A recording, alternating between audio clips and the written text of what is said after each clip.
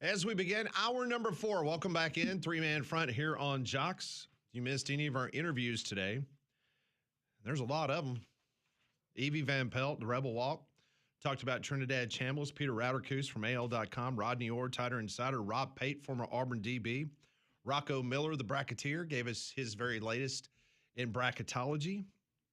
And joining us now on the Higginbotham Hotline, he's going to be tied up tomorrow morning. Typically, he joins us on Fridays here on Three-Man Front, but tied up. Yep.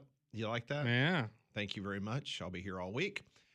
Someone that is very close to completing his law degree, Mike Rodak, joins us from Bama247. Mike, how many hours you got left? Hopefully some more billable hours, yeah. I mean, that'll be nice, but we don't get paid any extra for doing the work that we do. We do have to pay, actually, because it's the Alabama court system. We have to go in and every time you get pulled a document. Are you serious? For us, now I think AL.com has the luxury of kind of, being a bigger outlet that does this more frequently. So okay. They have like a big corporate account. Yeah. Right. So it's a little different for us, but I've been racking up those expenses lately. Okay, so for those that did not see the timeline of events this morning, could you kind of take us there and kind of walk us through what took place this morning and where do we go from there? Right, exactly. So, I mean, this obviously, you had a temporary restraining order that was in place. They were supposed to have that hearing, a week or two ago. There was the issue with the weather, the ice storm, and the attorney trying to get down from Tennessee. That's kind of allowed him to play these past couple of games. It was scheduled for Friday, but then on Wednesday, Bediako's people, his attorneys, came out and tried to reschedule that and essentially say we have this list of discovery questions for the NCAA, basically admit to making all of these other players eligible as part of this hearing, and we want those questions answered, so we want this hearing pushed back. And so that was rejected by the judge this morning. The NCAA had filed a motion opposing it, and the judge ended up siding with the NCAA. So the hearing is still on for tomorrow morning. That means that at that point, the judge will decide whether he will grant this injunction to Charles Bediako. If he grants it, then that's a pretty safe bet that he's going to play the rest of the season. If he doesn't grant it, then that means he can't play. And that would also mean the expiration of the restraining order. So his status in terms of being able to play on Saturday against Auburn is really going to come down to what happens in the Tuscaloosa County Courthouse tomorrow morning. So, Mike, with this being denied, the motion to have it moved to February the 16th, with them saying, or the judge essentially siding with the NCAA and said, no, we're doing it tomorrow. Do you think that, I don't know, does that lean you one way or the other in terms of how you think it's ultimately going to play out? Or do you think it's just a case of, we just need to get this case over with, no need in doing this delay? We feel like maybe it's a bogus delay for, you want him to play in the Auburn game, something like that. Do you think that this, the fact that it is actually going to be tomorrow definitively, does that sway how you feel about the ultimate ruling? Well, I think I'm still waiting for if there's going to be a kind of a wider document that the judge puts out today as a result of that conference call this morning, that he essentially lays out his reasons for denying this. If that is put out today, then that would kind of shed more light on kind of where he stands. But the NCAA had made some arguments in their filing, it was really this morning, that they essentially said the Alabama rules of civil procedure say that this hearing needs to happen right now. And if it doesn't happen right now, then his restraining order is null and void. And so it, again, without having been on that conference call this morning, my guess is that the judge probably agreed with that line of thinking. And so, yeah, you can maybe draw a line and say, if he's agreeing with the NCAA in this case, maybe he'll agree tomorrow. I think ultimately, and there's two questions here. It's A, is there a case for Charles Bediako to be eligible, period? And then the second question is there a case for Charles Bediako to be eligible right now without the outcome of the case being decided? And so really it's how much that urgency factor weighs upon the judge tomorrow that I think is going to decide tomorrow's ruling about the injunction. Because the NCAA or Bediako has really been arguing that I need to play right now. That I suffer irreparable harm if I'm not playing right now. They specifically mentioned in their filing making an NCAA tournament run. Is that enough of a legal argument for this injunction to be granted right now, for that urgency factor to rise to that level? That's a good question. Or is it a case of I'm not going to grant you the injunction right now, but let's let this case play out, and maybe you can be eligible next season.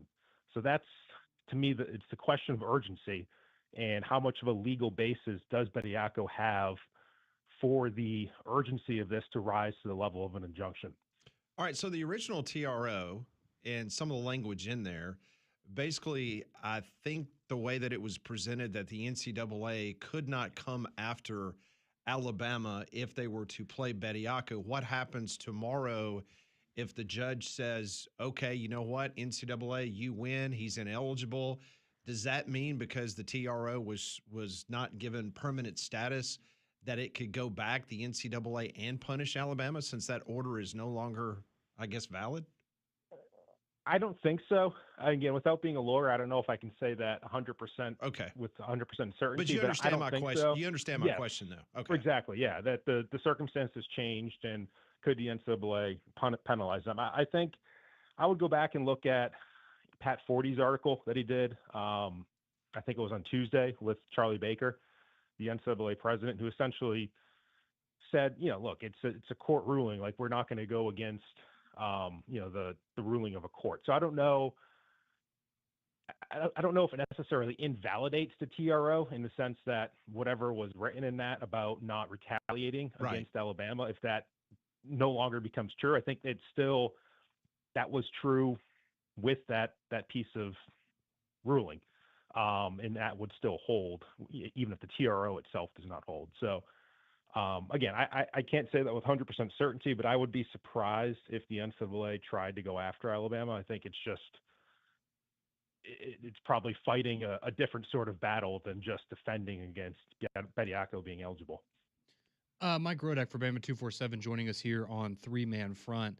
And I don't know, maybe you haven't talked to Charles personally, so you may not have any way of knowing this, but I guess my question would be, let's say that tomorrow comes around, they rule in the NCAA's favor, he's ineligible, and so, essentially this was it. We got 4 games of Charles Bediako, and now his college career is once again over.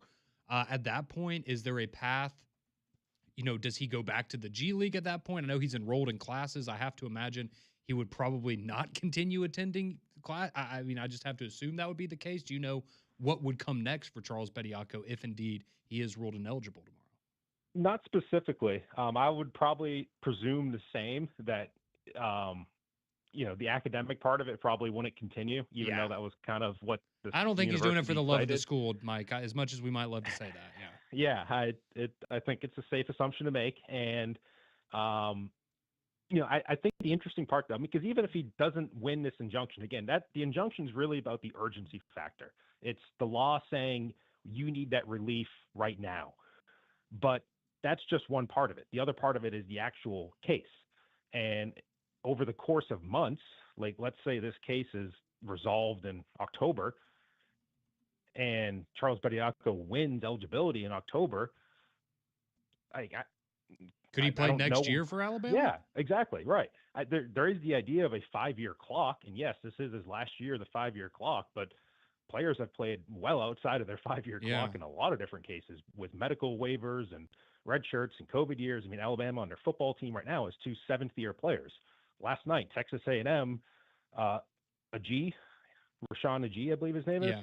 That's 7th year that he was playing last night, and that's because he won it through a court order. So I don't know if I would just slam the door on him never playing again because this is the end of his 5-year clock. Even if he loses the injunction, but he wins a lawsuit, it seems reasonable that he would be able to play out his final 2 years of eligibility even outside of that 5-year clock. All right, so let's say Bediako gets some great news tomorrow and he continues on. Is there an appeals process from here for the NCAA? Yes, it probably would go back to kind of my experience covering the Jeremy Pruitt lawsuit from a couple months ago. That injunction, happens, and that was in Pruitt's favor. We'll have to see where he coaches. I think Maryland is actually a possibility, based on some reporting today. But the NCAA appealed that. And I think you have the choice of appealing it either to the Alabama Supreme Court or to the appeals court in Alabama, and they chose the Supreme Court. I just looked again this morning. That was filed on December 29th. Today is February 5th. There has been zero activity in that case.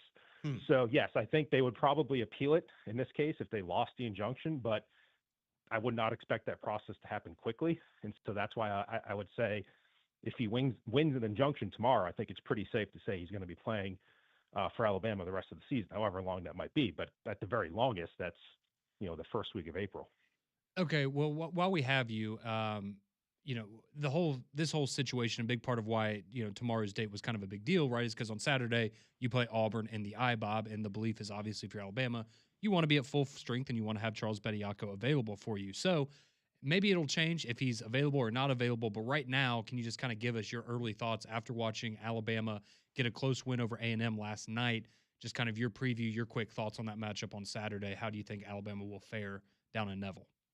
Yeah, I mean, I haven't watched a ton of Auburn this year, to be honest, to know how much they've changed. I know kind of without Janai Brome, it's probably a little bit of a different team and a different style that they're going to play. And just, you go back to last year's game, like Janai Brome was a big factor down in the paint. Like, I don't know if there's necessarily that same sort of player. Keyshawn Hall is obviously, their leading scorer, and we'll have to see, how exactly that manifests itself. I think him versus Amari Allen could be an interesting matchup defensively.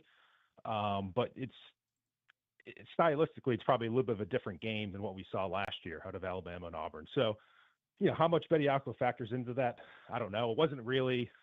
That wasn't his sort of game last night. That was an up and down the floor, very guard oriented game, between Alabama and A&M, and he played a decent amount of minutes, but his impact wasn't really great. I think it's still a game to game thing on just how teams are playing, what's the style of play, who's he matching up against. And at the end of the day, like, people should still kind of keep expectations about his role in check. I think he's here because he's an upgrade over Noah Williamson. He's here because he's a better backup center than what they've had, but he's not here because he's solving every single problem Alabama has. Like, there's still questions, even within Bediako's game. I mean, his rebounding is not great. It's decent. His defense last night gave up a 3-pointer there and was immediately pulled from the game. Nate pointed to Aiden Terrell on the bench. He took Bediako out. He kind of gave Bediako a little bit of an earful as he came off. And, that it's kind of a reminder that he's not just the magic wand. There's a reason he came back to Alabama. Right. Exactly. And, I was there at the game last night. I wouldn't put him in the top 5 players that I watched last night. So, just kind of take all that with a grain of salt when you think about what his role might be going forward, because every single game is not going to be a big Charles Bediako impact game. Not that, and we just obviously detailed the talent of Bediako and whether that's going to put Alabama in the conversation for a Final Four or not. We'll have to wait to see what happens tomorrow in the courtroom you're going to be in, Mike. But I do want to ask you about the long-ranging effects of the results of whatever the judge comes out with tomorrow. You've got a case in Knoxville, Tennessee with Joey Aguilar. You got Trinidad Chambliss's situation going to play out over in Lafayette County in Mississippi. I know a lot of people nationally are watching very closely what happens tomorrow. I know many people nationally say, oh, well, it's just a hometown judge, home cooking, find the right judge and you can get a TRO. And this is the beginning of the end of intercollegiate athletics. Just talk about that, the long-ranging effects potentially of what happens tomorrow. Yeah, I mean, it's still a state court decision, and state court decisions could still vary, and they have over the years in terms of eligibility. There's been some state courts that have helped players, some that haven't. Obviously, the federal rulings that have happened, especially the Supreme Court ruling, when it came down to, the Alston case, like, those are very important outcomes. And if there is a favorable outcome for Bediako, but there's not one for a similar player in a different state, kind of how do you resolve that, I think, is the question for the NCAA. Again, that's something Charlie Baker brought up in his interview with Pat Forty. So, certainly a big impact going forward, but it's hard to say exactly, like, would it be the final straw for college players or for pro players, not being able to play in college? Like, it's hard to say right now because there could be, again, a separate case that's ruled a different way. And, that kind of stems the tide a little bit. But, yeah, I mean, it's breaking down the wall of what the difference is between pro sports and college sports. And, there will come a day where it's like, if you have free movement back and forth, it does become a minor league. Like that kind of by definition is what it would become. So, is that the worst thing in the world? For me personally, I don't think it is. I think it's probably moving towards an authentic self of the NCAA and what college sports kind of is from a revenue standpoint, a money standpoint. But obviously some people who kind of appreciate, how college sports used to be, probably wouldn't like that sort of outcome. That is Mike Rodak. He will be in the courtroom tomorrow morning, so you need to follow him on social media. I know you won't have your phone. I guess you'll just have to run out in between. I guess once it breaks, right, then you'll have to go out and use the phone, kind of like the scene from Airplane when all the reporters go running out to the payphone booth and knock it over to try to get to your editor. Is that what you got to do? I'm glad I'm not the only one making retro movie references. I made a Spaceballs reference the other day, and like nobody knew what I was talking about. So like, you understand what I was just Spaceballs? talking about Airplane? Yeah, You remember that? yeah, I've seen Airplane. Yeah. Yeah, but Hey, it's by the like way, kids these days don't watch movies from the 80s anymore. Oh, I know. Hey, listen, this is so crazy. So, you sent me that text over the weekend about the White Castle vending machine. That's right. And I've just never paid attention. So my wife and I would go to our local grocery store there in Trussville, and lo and behold, just in a special freezer section, not in the freezer section, but it was like one, kind of like one of those, islands or whatever, White Castles. Nothing. Remember, I sent you a picture. Oh, of yeah, that. I saw it. Nothing but White Castles. And I was like, what has Mike Rodak done? Like, he has all of a sudden made White Castle a thing here in the state of Alabama. I clearly need to get in on a franchise opportunity, or I don't know, put it in my will or something. Like the day I die, everybody can get served White Castle at my funeral. So let me ask you a question. Have you ever used a White Castle vending machine like you sent me the picture of? I have never seen one. If I see one personally, I might have to do it just for the story, just like I did originally. It's like, I was thinking about it the other day. Like I made that drive all the way to New Jersey just for the story. I was thinking 15 years ago. Mike, come on. We know that Alabama. We know that there was a woman involved. You cannot tell us that there wasn't. You weren't going just because you were hungry for White Castle.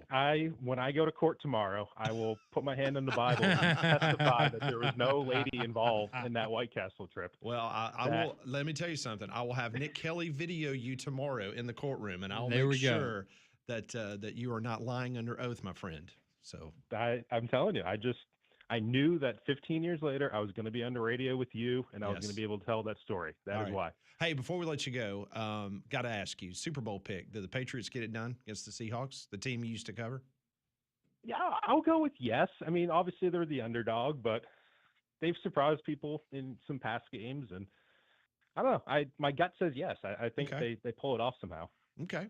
It should be a lot of fun on Sunday, and I know you're going to have a blast tomorrow hey, do you have any idea how long this is going to last? I'm just thinking about hours for the purposes of us on the radio tomorrow. Like I want to be able to kind of, will it be done by 2:00 is really what he wants to know, Mike. Yeah. Don't save it for final. Yeah. Can we get an answer before Paul comes on? I would hope so. I don't think the actual hearing will last very long. I think the question is, does he rule from the bench, or does it happen in a filing later in the day that we're all hitting refresh on our computers all afternoon? So we'll have to see what happens there. Okay, gotcha. Mike, I appreciate you jumping on, giving us the very latest in this complex situation with Charles Bediako, and we will talk to you very soon. Thanks, Mike. You got it. Thank you, guys. Appreciate it. That is Mike Rodak from Bama247. He joined us on the Higginbotham Hotline. Higginbotham is your one-source solution for insurance, financial, and HR services. More three-man front on this Thursday on Jocks.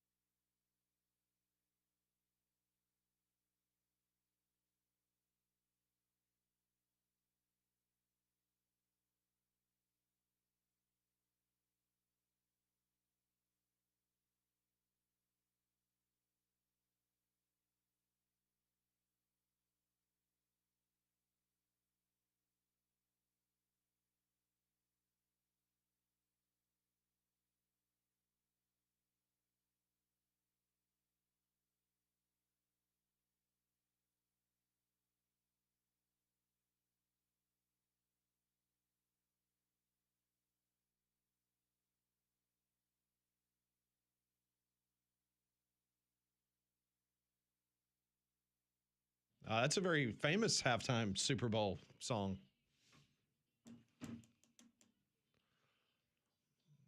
Was this the song?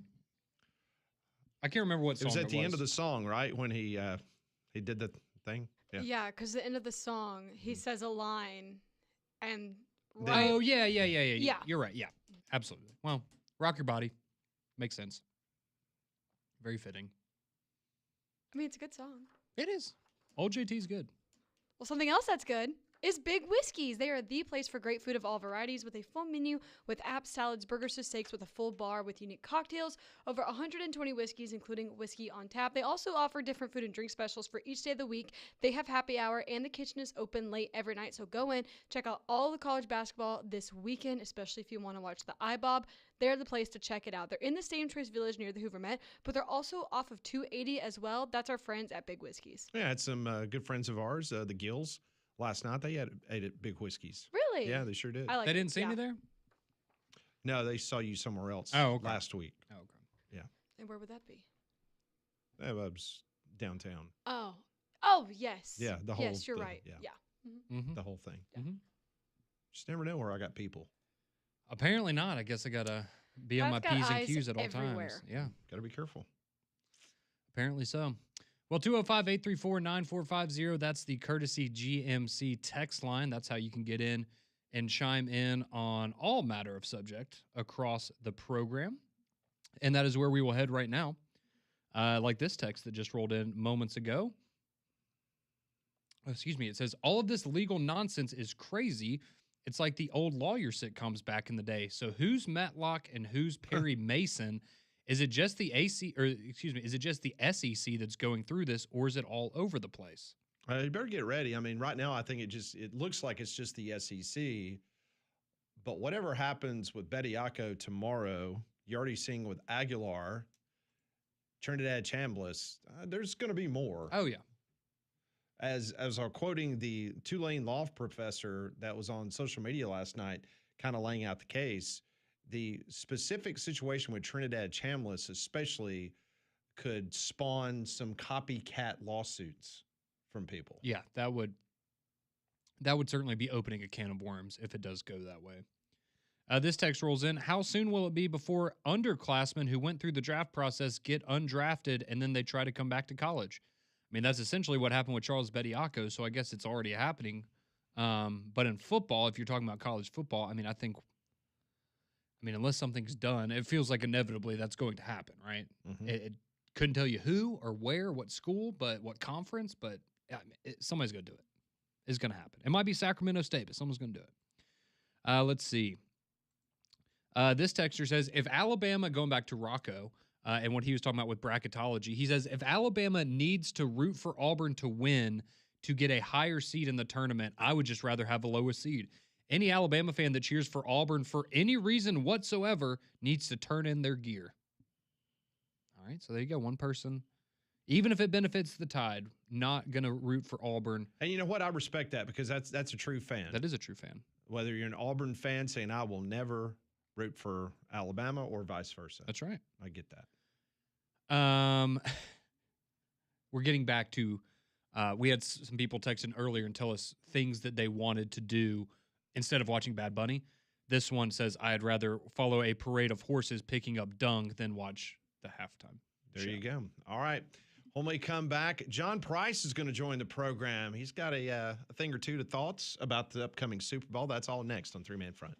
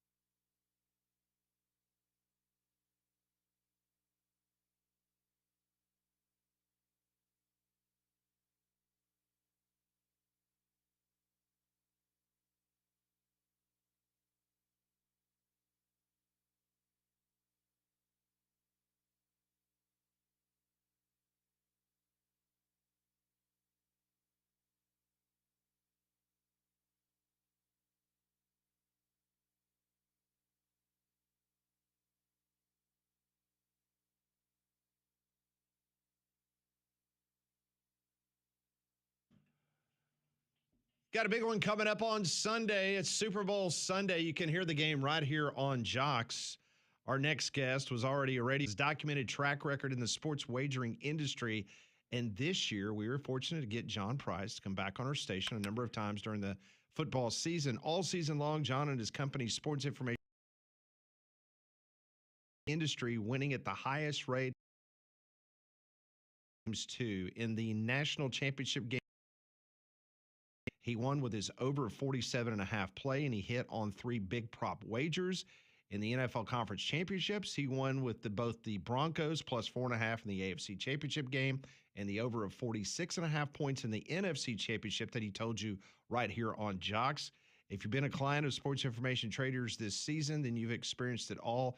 And John is here on Super Bowl week to give us the exclamation point offer of the football season. John, congrats. All of your success. Great to have you back on with us.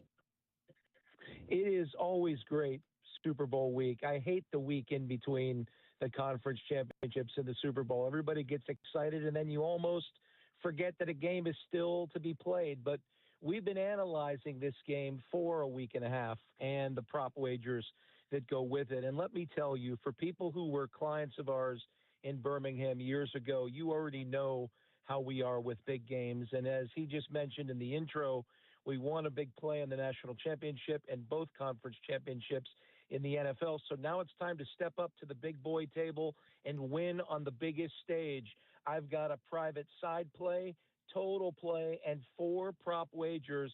They're all 10 units. They're all mine. Everyone who's on board is getting these 6 plays. We call it the Super Bowl 6-pack. And since it is Super Bowl 60, it's only going to be $60.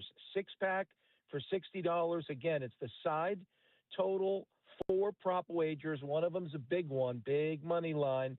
And I know this for a fact, everybody outside of Alabama knows Alabama as a football town. Of course, the Crimson Tide, Nick Saban. But Alabama is also a basketball town. We know that. They've been to the Sweet 16 3 years in a row, the Final Four 2 years ago, the Elite 8 last year.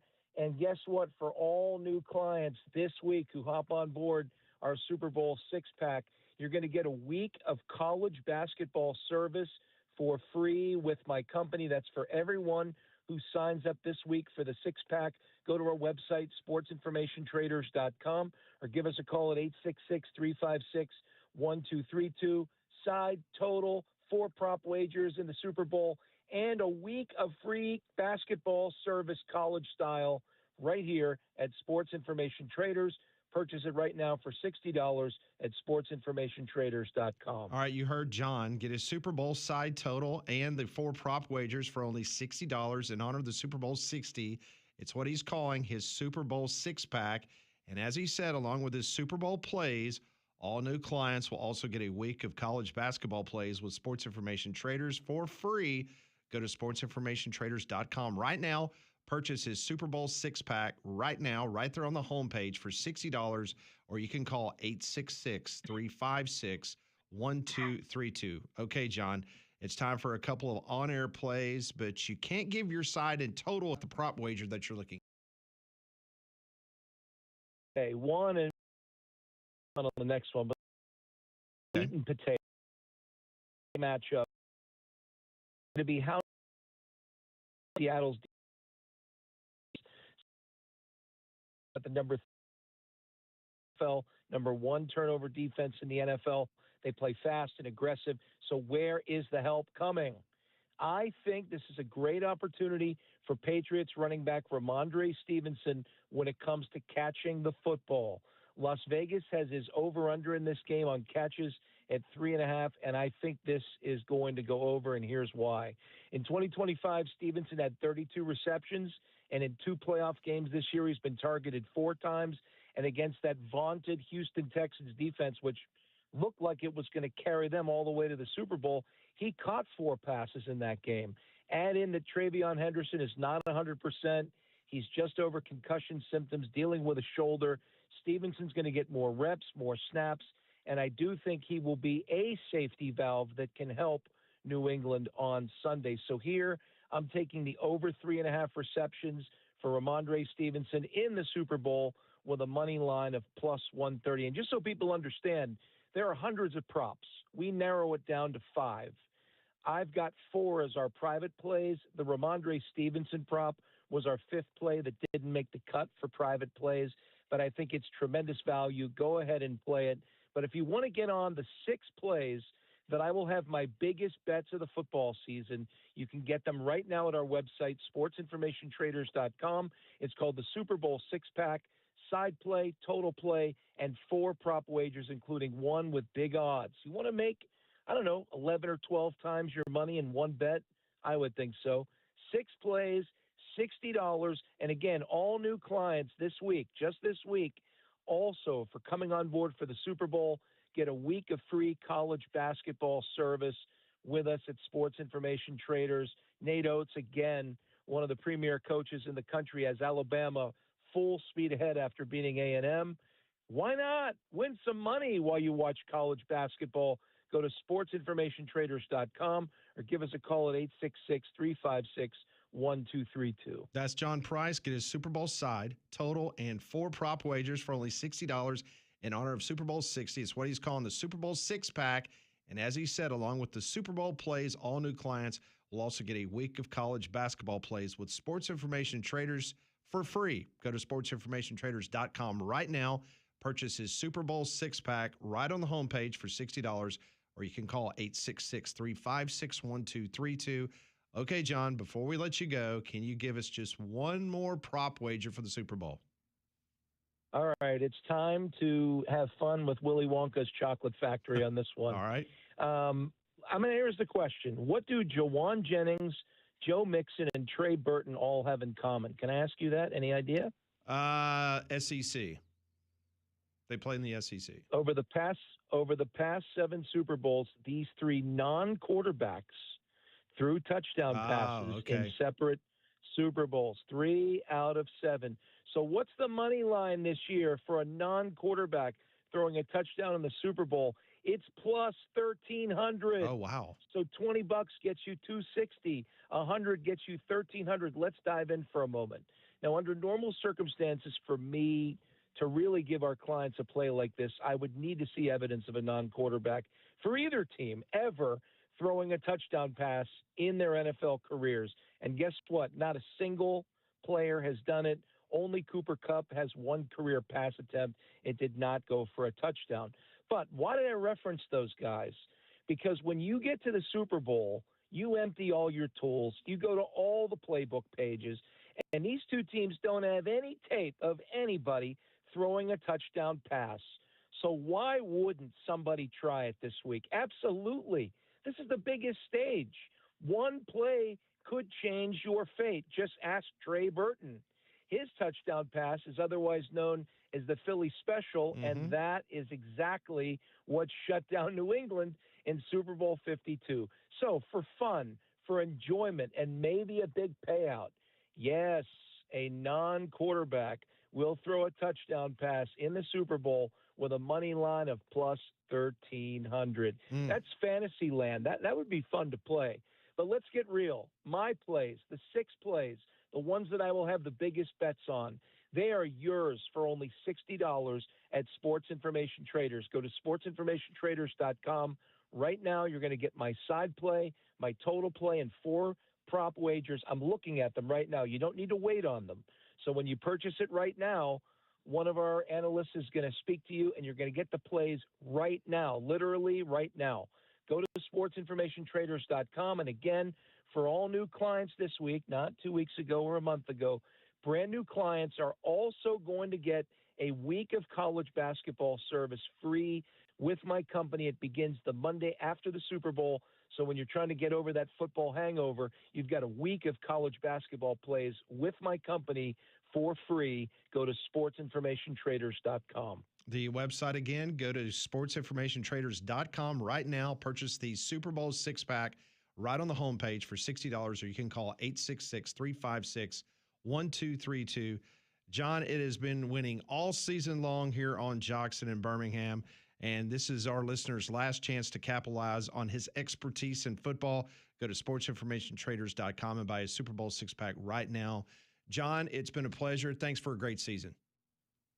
Thank you so much. Let's all finish in style, Alabama. Appreciate you. Sounds good. Thank you so much. John Price joining us here on Three Man Front. That is sportsinformationtraders.com. More Three Man Front here on Jocks.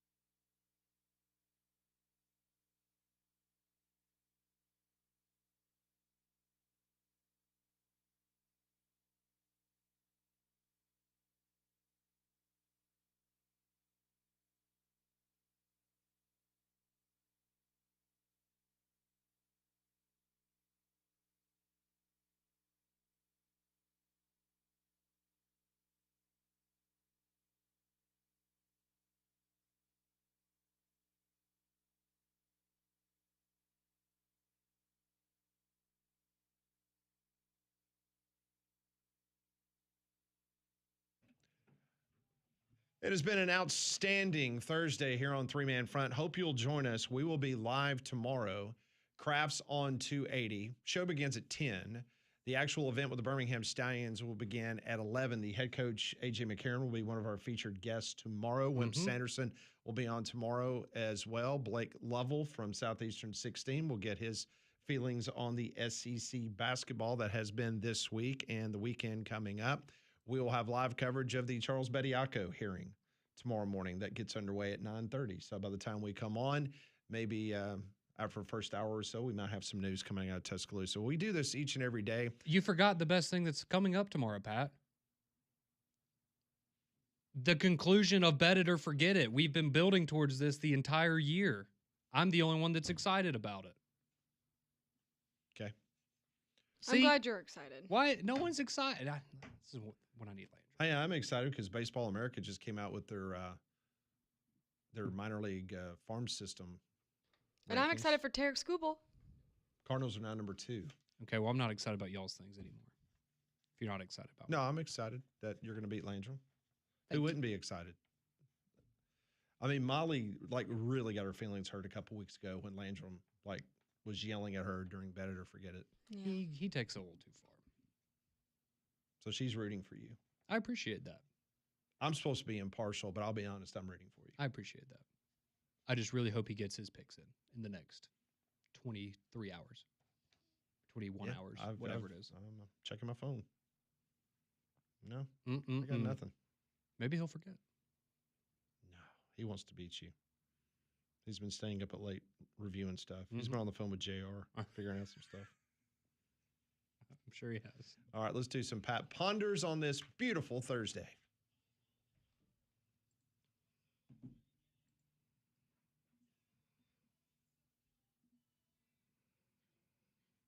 Brought to you by Courtesy GMC and Trustful. Incredible deals right now. Don't forget, brand new GMC that you buy right there at Courtesy and Trustful. They're going to give you, that's right, a 7-year bumper-to-bumper powertrain warranty. Every brand new Courtesy GMC. Courtesy GMC Trustful. We are professional grade. Question number 1. On this date back in 2017, the biggest choke job in Super Bowl history took place in Houston. The Falcons were up 28-3 with 2 minutes and 12 seconds left in the third quarter when Tom Brady and the Pats made the largest comeback in Super Bowl history. They tied it in regulation, and they won the Lombardi Trophy in overtime. So the question is, what game in your lifetime do you consider the biggest choke job of a team you root for? Ooh, of a team that I root for. Oh, super easy. 2004 ALCS. As a I Yankees was fan. thinking you were going to go Alabama. somewhere. Well, I mean, I'm just trying to, in terms of choke jobs, I'm just trying to think of ones that would come to mind in terms of Alabama had a significant lead and then somebody came back and won. Like a lot of times when they lost, it was just a bad all around showing. But yeah, that's probably the greatest or most memorable choke job in the history of professional sports is the 2004 Yankees. So. See, when I think choke job for a team that I root for, the first thing that comes to mind is the entire 2021 Nebraska Cornhusker The whole season? Is that when y'all lost every game every game? one possession? Yes. Was it really every game? I know it was a lot. Every single game, Pat. Wow. Were the 3 win? Y'all went 3-9, right? We went 3-9. Was the 3 wins by 1 score? No, that was Because your you had a couple of FCS them, yeah. non-conference. Okay. Yeah. Our one conference win was against Northwestern.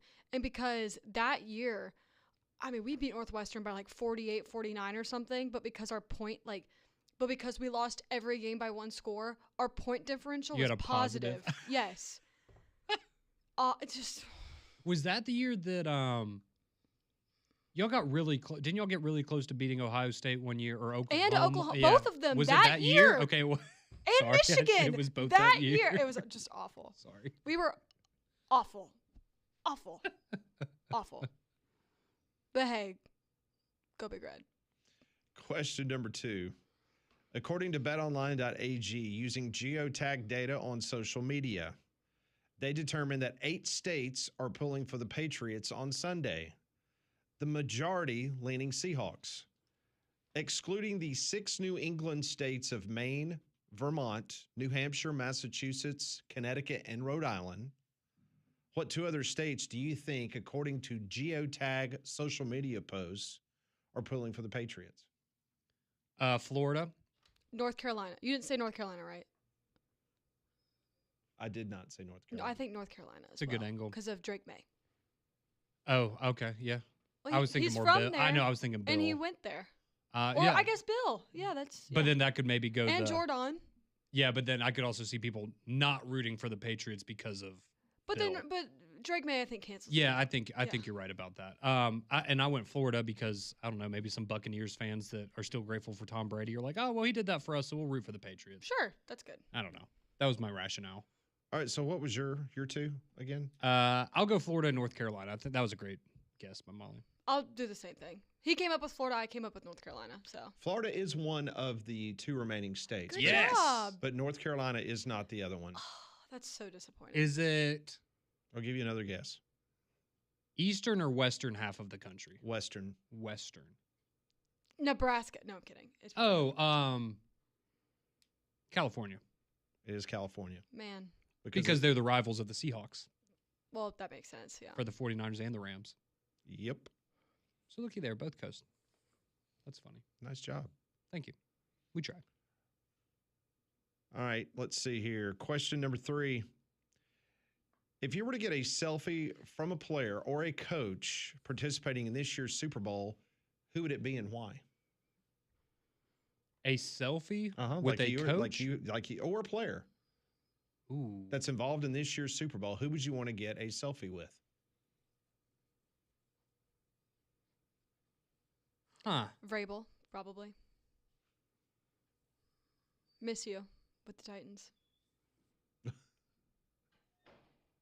I think you know who mine is. Jalen Milrow. Yeah. Obviously. I forgot he played for the Seahawks. I'll do 2. I get Jalen Miller, and can I get Robbie Oots in there too? I mean, if you can squeeze them both in. Do why both not? of them. There we go. No, but seriously, I wouldn't want a selfie with Jalen Milrow. I would go with who of all the players in the. I mean, okay, it would be funny to have a selfie with like Stephon Diggs and Cardi B. Obviously, that would be funny. That was my player answer. But in terms Yeah. of a player that I would just be like, I want a picture with them because they're awesome. I'd go JSN. I'd want a picture with him. Yeah. That's good. He is spectacular. All right, it'll be announced tonight who makes the Pro Football Hall of Fame. It appears that Bill Belichick and Robert Kraft will not be included in this year's class. Now there's speculation that Tom Brady will face the same fate in 2028 when it's his first year to be elected into the Hall of boy. Fame. So call it now. Is Brady a lock for a first ballot Hall of Fame selection? Oh my gosh. That is the rumor. That they believe that everyone, all of them, they will be punished because of Deflategate, Spygate, and all that. And I'm not a Patriots fan. I've never been a Buccaneers fan. That would make me irate if that happened. He will get in the Hall. He is the greatest player of all time. But Bill Belichick is the greatest NFL coach of all time, and he's not getting in. Yeah, and it's bogus. You cannot leave Tom Brady out of the Hall of Fame on a first ballot. He should be number 1 every That pick. is the equivalent of leaving out Babe Ruth or Hank Aaron or Willie Mays or Michael Jordan or LeBron. Like, you don't do that. I had to throw that in there. Yeah, Sorry. I had to throw that in there. Dave. Yeah, he will 100% get in. Now, I don't think it'll be unanimous as it should be, but if the greatest football player of all time is not a first ballot Hall of Famer, We got problems. I will be insufferable on the air that day. That is ridiculous. All right, quickly, let's try to get BB's question in. A Florida man was recently arrested after he stole a BMW and subsequently crashed the car. When police snagged him, he claimed that he had teleported into the vehicle and did not steal it. But he teleported into the car. But he still was teleported to jail. So throughout your life, what was the most original and unique excuse you used to get out of trouble? Oh, I thought it was clever, but it didn't work. So when I was a kid, I was like 8 or 9, we had people come and repaint the inside of our house. And I used to, I don't know why I did this, and I could have gone outside and done this. I did as well. But for some reason, sometimes in my bedroom, I would swing my baseball bat. And I just thought it'd be fun. I'd go get some practice cuts up in the bedroom.